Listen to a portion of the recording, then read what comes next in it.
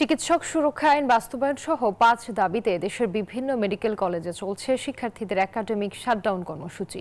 বুধবার সকাল থেকে চতুর্থ দিনের মতো এই কর্মসূচি চলছে। শিক্ষার্থীদের দাবি, এমবিবিএস ও বিডিএস ছাড়া কেউ চিকিৎসক লিখতে পারবেন না। বাংলাদেশ মেডিকেল অ্যান্ড ডেন্টাল কাউন্সিলের বিরুদ্ধে করা রিট ৭২ ঘন্টার মধ্যে প্রত্যাহার করতে হবে। বিএমডিসি নিবন্ধন শুধু এমবিবিএস ও বিডিএস ডিগ্রিধারী ব্যক্তিদের দিতে হবে। কর্মসূচিতে স্থবির হয়ে পড়েছে শিক্ষা কার্যক্রম। দাবি না মানা পর্যন্ত আন্দোলন চালিয়ে যাওয়ার ঘোষণা দিয়েছেন শিক্ষার্থীরা।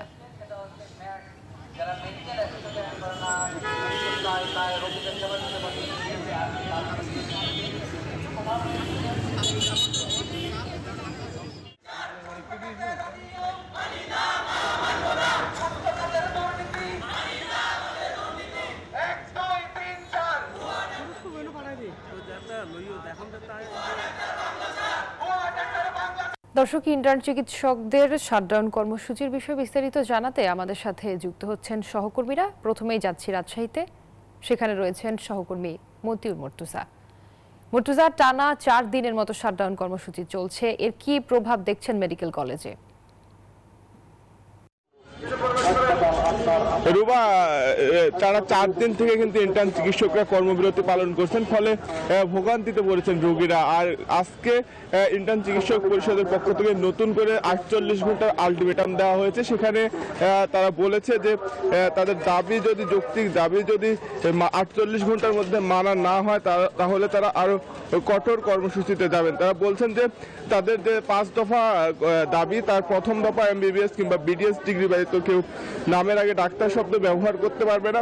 এই একটি দাবি নিয়ে ঊর্ধ্বতন কর্তৃপক্ষরা আলোচনা করছেন। তারা সেই দাবিটা মানার ব্যাপারে তাদের সাথে আলোচনা চালিয়ে যাচ্ছেন, কিন্তু অন্যান্য যে আরো ৪টি দাবি রয়েছে এই দাবির বিষয়ে এখন পর্যন্ত কোনো আলোচনা হয়নি। ফলে তারা বলছেন যে বাকি যে ৪ দাবি, সেই দাবির বিষয়েও কার্যকর সিদ্ধান্ত নিতে হবে এবং মেনে নিতে হবে। তা না হলে তারা ৪৮ ঘন্টা পরে ইন্টার্ন চিকিৎসক এবং মেডিকেল কলেজের শিক্ষার্থীরা মিলে আরো কঠোর কর্মসূচি দিবেন এবং তারা ৪৮ ঘন্টা আরো তাদের যে আলটিমেটামের সময়, সেই সময় তারা অপেক্ষা করে ৫ দফার পূর্ণাঙ্গ বাস্তবায়ন না হলে তারা কঠোর কর্মসূচি দেওয়ার ঘোষণা দিয়েছেন।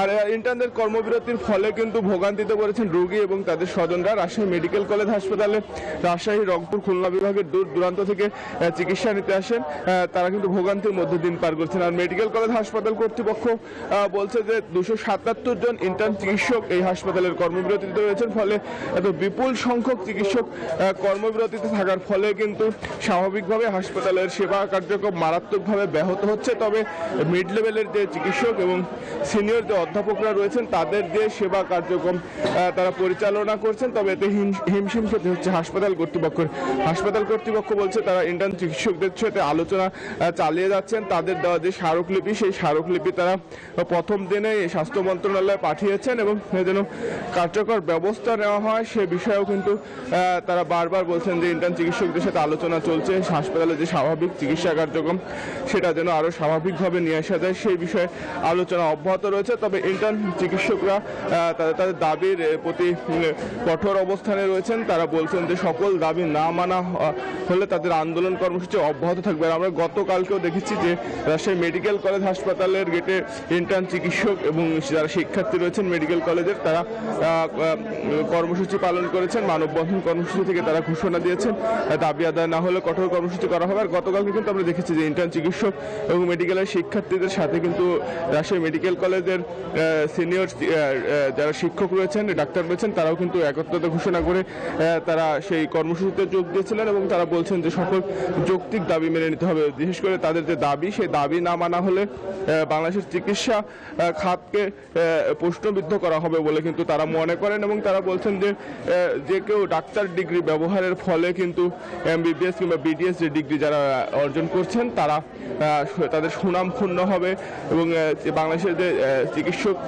পেশা রয়েছে সেই পেশার প্রতি বিশ্বের একটি খারাপ নজির তৈরি হবে। বিশেষ করে তাদের দক্ষতা সম্পর্কে প্রশ্নবিদ্ধ হওয়ার সুযোগ রয়েছে বলে তারা মনে করেন এবং তাদের অন্যান্য যে ৪ দাবি বিএমডিসির বিরুদ্ধে করা রিট প্রত্যাহার, আন্তর্জাতিক মান অনুযায়ী ওটিসি ড্রাগ লিস্ট আপডেট করা, স্বাস্থ্য খাতে চিকিৎসকের সংকট নিরসন করা এবং নিম্নমানের মেডিকেল কলেজ বন্ধ করা এবং চিকিৎসক সুরক্ষা আইন বাস্তবায়ন করতে হবে বলে তারা জানিয়েছেন। তো সর্বশেষ তারা তাদের যে প্রেস বিজ্ঞপ্তি সেখানে তারা জানিয়েছেন যে 48 ঘন্টার মধ্যে প্রথম দাবি এমবিবিএস কিংবা বিডিএস ডিগ্রি ব্যতীত কেউ নামের আগে ডাক্তার ব্যবহার করতে পারবে না।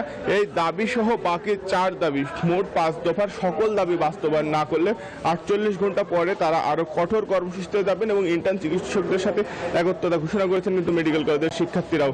এই ছিল রাজশাহী থেকে সর্বশেষ। ময়মনসিংহ থেকে আরো খবর জানাচ্ছেন সহকর্মী নোমান। আমরা যাচ্ছি নোমানের কাছে।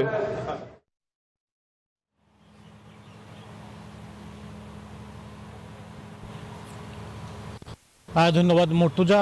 ময়মনসিংহের কিন্তু রাজশাহীর মতো একই অবস্থায় ধর্মঘট চলছে, কিন্তু আমি একটু জানিয়ে রাখি ময়মনসিংহে যদিও ইন্টার্ন চিকিৎসকরা কিন্তু গত 3 মাসে প্রায় 3 মাস যাবৎ কিন্তু নেই, অর্থাৎ গত 3 মাস যাবৎ ইন্টার্ন চিকিৎসকদের যে কোর্স রয়েছে সেটি কিন্তু প্রায় 3 মাস আগেই কিন্তু তারা কোর্স শেষ করে বের হয়েছে। নতুন ইন্টার্ন চিকিৎসকরা কিন্তু এখন পর্যন্ত ময়মনসিংহ মেডিকেল কলেজ হাসপাতালে যোগদান করেননি, কিন্তু যে চলমান যে আন্দোলন সেই আন্দোলন কিন্তু করছে ময়মনসিংহ মেডিকেল কলেজের শিক্ষার্থী যারা আছে তারা কিন্তু সেই আন্দোলন বেগবান করছেন। এবং আমি একটু জানাই যে ময়মনসিংহ মেডিকেল কলেজ কিন্তু 1000 শয্যার যে হাসপাতাল, সেই 1000 শয্যার হাসপাতালে কিন্তু সবসময় কিন্তু চিকিৎসকের সংকট থাকে এবং এই ধারণ ক্ষমতার প্রায় 3 গুণ, অর্থাৎ প্রতিদিন কিন্তু প্রায় 3 থেকে 3500 রোগী কিন্তু এখান থেকে চিকিৎসা সেবা নিয়ে থাকে ময়মনসিংহ মেডিকেল কলেজ হাসপাতাল থেকে। যে অংশটি প্রায় 250 চিকিৎসক তারা কিন্তু দীর্ঘ সময় ধরেই নেই এবং আমরা ময়মনসিংহ মেডিকেল কলেজ হাসপাতাল কর্তৃপক্ষের সাথে কথা বলেছি, তারা যেমনটি জানিয়েছে যে হয়তো 3 থেকে 4 দিনের মধ্যেই নতুন ইন্টার্ন চিকিৎসকরা যোগদান করবে, কিন্তু যোগদান করবে এই যদি আন্দোলন চলে তাহলে সেই যোগদান নিয়েও কিন্তু আসলে এখন প্রশ্ন দেখা দিয়েছে। এবং আমরা যারা যারা মেডিকেল কলেজের শিক্ষার্থী আছেন তাদের সাথে কথা বলেছি, তারা বলেছেন যে যতদিন পর্যন্ত আন্দোলন কোনো সুরাহা না হয় ততদিন পর্যন্ত কিছু আসলে তারা রাজপথ ছাড়বেন না এবং কোনো কাজে এবং ক্লাস পরীক্ষায়ও ফিরে যাবেন না। অর্থাৎ যারা নতুন ইন্টার্ন চিকিৎসক আছেন, নতুন ইন্টার্ন চিকিৎসক যারা ময়মনসিংহ মেডিকেল কলেজ হাসপাতালে যোগদান করবেন তাদের কাজে যোগদান নিয়েও কিন্তু এক ধরনের সংকট তৈরি হয়েছে। স্বভাবতই হয়তো খুব অচিরেই প্রভাব পড়তে পারে ময়মনসিংহ মেডিকেল কলেজ হাসপাতালে, যদিও চিকিৎসক সংকটে কিন্তু সবসময় একটি চিকিৎসা সেবাটা কিন্তু এইভাবে দেওয়া সম্ভব হচ্ছে না। কিন্তু এরপরও যদি এই অচল অবস্থা থাকে, চিকিৎসকদের যদি এই ধর্মঘট যদি অব্যাহত থাকে তাহলে হয়তো রোগীরা খুব সামনেই আরও বেশি সংকটাপন্ন হবে বলে মনে হচ্ছে। তো এই ছিল আসলে ময়মনসিংহ মেডিকেল কলেজ থেকে চিকিৎসকদের ধর্মঘট বিষয়ে সর্বশেষ খোঁজখবর স্টুডিওতে রুবার কাছে। শাটডাউন কর্মসূচির ফলে চিকিৎসা সেবা অনেকটা ব্যাহত হচ্ছে। নোমান, আপনাকে ধন্যবাদ।